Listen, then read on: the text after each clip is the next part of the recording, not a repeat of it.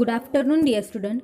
Today we are going to study division of wavefront, Lloyd's single mirror, determination of wavelength of light of monochromatic source, division of wavefront, Lloyd single mirror, determination of wavelength of light of monochromatic source.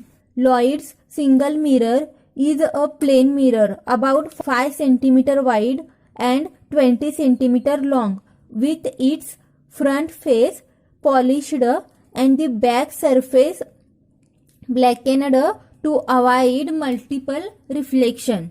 During the explanation, see this diagram.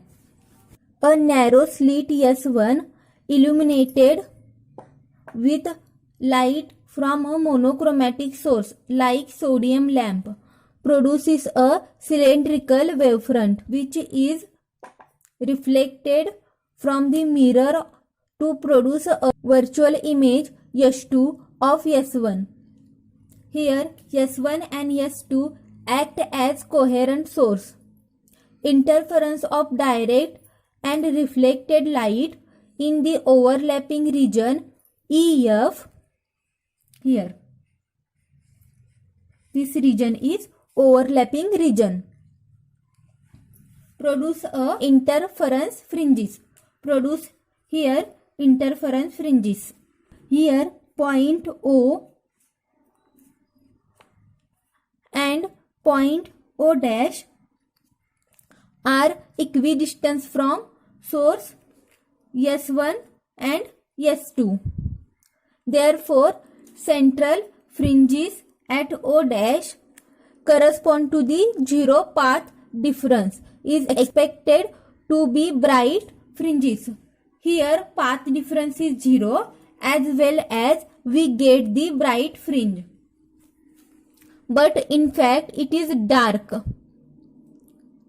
since the reflected ray suffer a phase change of pi as they are reflected from a denser surface. However, it should be noted that O dash lies outside the region of interference. If the screen AB, this screen, is brought closer and when it just touches the mirror, O dash can be observed a dark fringe.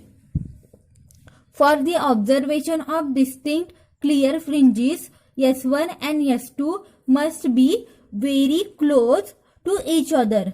Means we have to value of D is decreases, which is achieved by grazing incident of light from S1 onto the mirror surface using the optical bench distance D between the source S1 and S2.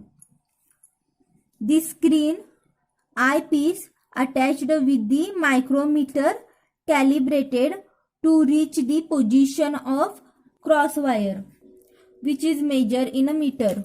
Using micrometer attachment, the fringe width is measured as del, which is given by del is equal to lambda into d by small d.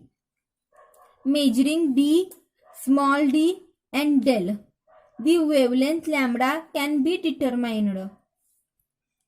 As in biprism experiment, to measure D, the mirror is replaced by a convex lens of known focal length and eyepiece is kept at distance D, which is less than 4 focal length, 4 times focal length.